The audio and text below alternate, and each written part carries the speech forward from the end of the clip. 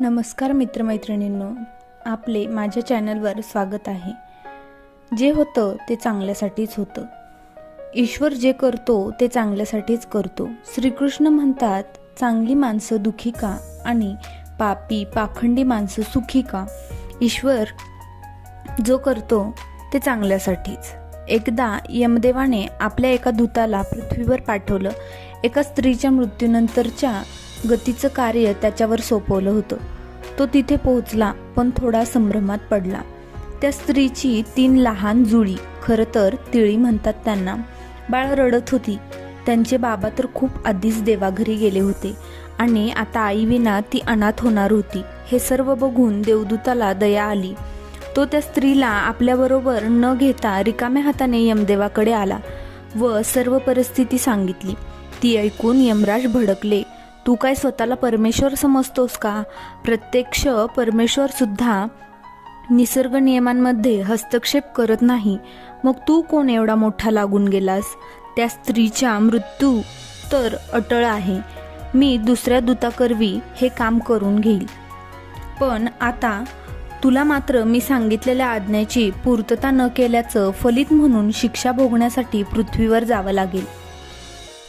व जोपर्यंत तू स्वतः 3 वेळा मूर्खपणा करत नाहीस व स्वतःच्या मूर्खपणावर स्वतःच हसणार नाहीस, तोपर्यंत तुझी सुटका होणार नाही. तू इथे परत येऊ शकणार नाहीस. इथे मला एक महत्त्वाची गोष्ट सांगावीशी वाटते. दुसऱ्याच्या चुका व मूर्खपणावर तर अहंकारी माणूस हसतो, पण स्वतःच्या मूर्खपणावर हसण्यासाठी तेवढं मोठं धैर्य लागतं. दूत शिक्षा भोगण्यास तयार होता. यमलोकातून त्याला जमिनीवर वस्त्रहीन अवस्थेत हाकललं गेलं. त्याच सुमारास समोरून एक चर्मकार येत होता. थंडीचे दिवस होते व ती सुद्धा रशियातील थंडी.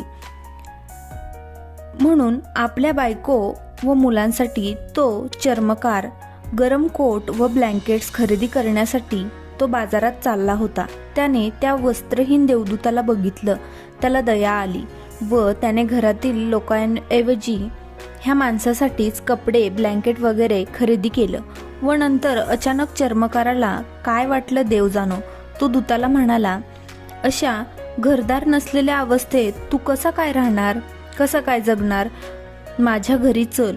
काही दिवस माझी पत्नी तुला बघून चिडेल, पण तू मनाला लावून घेऊ नकोस. काही दिवसांनी सगळं ठीक होईल. त्या दूताला घेऊन तो आपल्या घरी आला. आता मजा बघा हं. त्या चर्मकारालाही माहीत नव्हतं आपण कुठल्या व्यक्तीला घरी नेत आहोत. न त्या पत्नीला समजलं की आपल्या घरी या मनुष्याच्या रूपात कोण आलंय. त्याची ओळख करून देत चर्मकाराने सांगितलं, हा काही दिवस आपल्याकडेच राहणार आहे. घरी आलेल्या आगंतुकाला पाहून पत्नीचं टाळकंच सरकलं. त्याच्या समोरच म्हणली, इथं आपल्याला गिळायला अन्न नाहीये, त्यात भरीस भर म्हणून ही ब्याद का मागे लावून घेतलीये? आणि देवदूत पहिल्यांदा हसला. चांबाराला आश्चर्य वाटलं की तुला एवढं बोलली आणि तू त्यावर हसत आहेस. त्यावर देवदूत म्हणाला, अशा प्रकारच्या अजून 2 घटना झाल्यावर व त्यावर मी हसल्यानंतर ह्याचं उत्तर नक्की देईन. आजच्या घटनेवर दूत हसला, कारण पत्नीला हे माहीत नव्हतं की तिच्या पतिराजांनी ज्याला घरी आणलं आहे तो सामान्य मनुष्य नसून त्यांच्यामध्ये दैवी शक्ती आहे, ज्याच्या पदस्पर्शाने पुढील काही दिवसांतच त्यांचं भाग्य उजळणार होतं. मनुष्याचे विचार किती सीमित व स्वार्थी असतात ना. हम उतना ही देख लेते हैं जितना हमें ऊपरी तौर पर दिखता है. नियति के मन में तो कुछ और ही होता है. पत्नीला आपल्या मुलांसाठी गरम कोट व ब्लँकेट न घेतल्याचं दुःख होतं.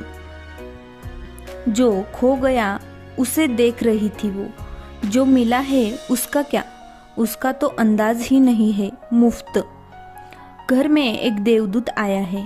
7 दिवसांतच देवदूत चांभाराचं सर्व कसब शिकला व देवदूताने बनवलेल्या चांबड्याचे बूट एवढे लोकप्रिय झाले की जो तो त्यांची स्तुती करू लागला. देवदूताच्या कौशल्यामुळे हळूहळू तो चांभार धनवान होऊ लागला. अवघ्या 6 महिन्यांत तर त्याची अशी ख्याती पसरली की ह्या चांभारासारखे बूट कोणीही बनवू शकत नाही. अन्य देशांतील राजांचेही जोड बनविण्याचे काम चांभाराकडे येऊ लागले व घरामध्ये अपार संपत्ती येऊ लागली. दिवस, महिने, वर्ष पुढे सरकत होती.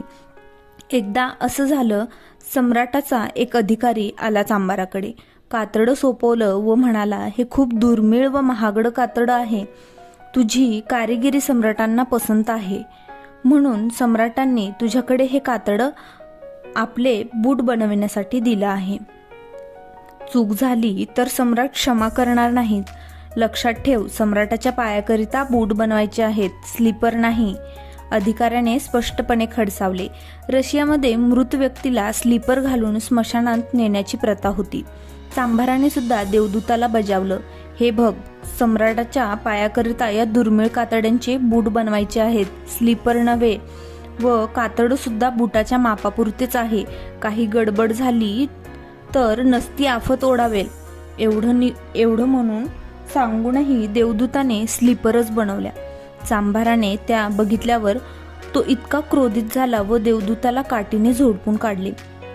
तू मला फासावर लटकवणार आहेस का? इतके वेळा बजावले तरी तू स्लीपर का बनवल्यास? देवदूत जोरजोरात हसू लागला. तेवढ्यातच सम्राटाचा अधिकारी आला व म्हणाला, बूट नको, स्लीपर बनव. आपल्या सम्राटांना कालच देवाज्ञा झाली आहे. उद्या त्यांचा अंत्यविधी आहे.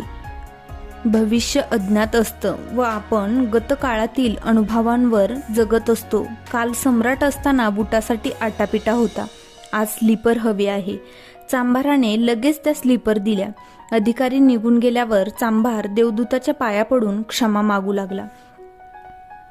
मी तुला उगाचच मारले, देवदूताने शांतपणे सांगितले. अरे, ह्यात तुझी काहीच चूक नाहीये, तुझा काहीच दोष नाहीये. मी माझ्या कर्माची शिक्षा भोगतोय. आज दुसऱ्यांदा देवदूत हसला, कारण भविष्य अज्ञात आहे व आपण विनाशी इच्छांच्या मागे धावत सुटतो. साध्या घटनांमध्ये सुद्धा चिडचिड त्रागा करत बसतो. मृत्यू घटिका समीप असताना जीवनाचे गणित बांधत राहतो व नियतीच्या मनात काहीतरी वेगळंच असतं. देवदूताला जाणून लागलं की त्या 3 अनाथ मुलींचं भविष्य काय असेल हा अनाठाई विचार करत होता तो. काही दिवसांतच तिसरी घटना घडली. या चांभाराकडे एका धनाढ्य घराण्यातील वृद्ध स्त्री आली व बरोबर 3 सुंदर युवती आल्या. 3ही युवतींचे लग्न ठरलं होतं. त्यांच्यासाठी उत्तम चढावांचे जोड बनवून हवे होते. देवदूताने 3 मुलींना पाहता क्षणी ओळखलं. ह्याच त्या 3 मुली होत्या ज्यांच्या मृतप्राय आईकडे बघून त्याला दया आली व नियतीमध्ये स्वतःहून केलेल्या हस्तक्षेपामुळे तो आज शिक्षा भोगत होता. त्या 3घी जणी अतिशय सुंदर व समृद्ध दिसत होत्या. देवदूताला उत्सुकता वाटली. त्यांच्याबरोबर जी वृद्ध आली होती ती कोण आहे? वृद्ध स्त्रीला विचारल्यावर तिने सांगायला सुरुवात केली, ह्या मुली माझ्या समोरच राहत होत्या. ह्यांची आई लहानपणीच देवाघरी गेली. ती अतिशय दारिद्र्यात दिवस काढत होती. तिच्या पश्चात ह्या मुलींचं कसं होणार? मला दया आली व ह्या 3घींना मी दत्तक घेतलं. मलाही संतान नव्हती. मी स्वतःच्या मुलींप्रमाणेच यांचं पालनपोषण केलं व आता सम्राटाच्या राजपुत्रांशी ह्या 3घी जणी विवाहबद्ध होणार आहेत. हे ऐकल्यावर देवदूत तिसऱ्यांदा व शेवटचं हसला. त्याने चांभाराला स्वतःच्या हसण्याचं कारण सांगायला सुरुवात केली. आज जर त्या 3 मुलींची आई जिवंत असती तर ह्या 3घी जणी दारिद्र्यात खितपत पडल्या असत्या. पण आता आई नसल्याने वृद्ध स्त्रीला दया आली व तिच्या संपत्तीला वारस मिळाला व 3घी जणींनी समृद्धी उपभोगली. तसेच वृद्ध स्त्रीला संतान सुख मिळालं. देवदूताने सांगितलं, मी चुकलो होतो. नियती ही माझ्यापेक्षा सूत्रबद्ध व योग्य आहे. तिच्या कार्यामध्ये मी हस्तक्षेप केल्याने मला जी शिक्षा मिळाली होती ती आज पूर्ण झाली आहे. आता मी तुझा निरोप घेतो.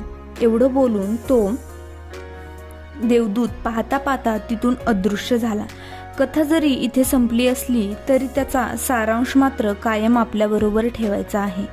एकंदरीत सध्याचं वातावरण व काहींचे अपमृत्यू, देहहत्या बघून बऱ्याच जणांच्या मनात हा प्रश्न येतो, इतक्या तरुण वयात ही व्यक्ती का गेली? त्याच्या पश्चात त्याच्या कुटुंबाचं, मुलाबाळांचं काय होणार? काही जण तर ह्या घटनांकरता चक्क परमेश्वरालाच दोषी ठरवतात. म्हणे त्याला जर न्यायचंच होतं तर हॉस्पिटलचा खर्च व इतक्या यातना का दिल्या? ज्या ईश्वराचं वर्णन आपण प्रेमाचा सागर, कृपाळू असं करतो, तो आपल्याच मुलांशी असा निष्ठुरपणे कसा वागेल? मनाला येईल तसं स्वतः वागायचं, वाटेल तशा चुका करायच्या व शिक्षा भोगताना मात्र प्रेमळ परमेश्वराला अशी दूषणं द्यायची. हा करंटेपणा कशासाठी? व्हिडिओ आवडल्यास चॅनलला सबस्क्राईब करा, लाईक करा, शेअर करा. Thanks for watching.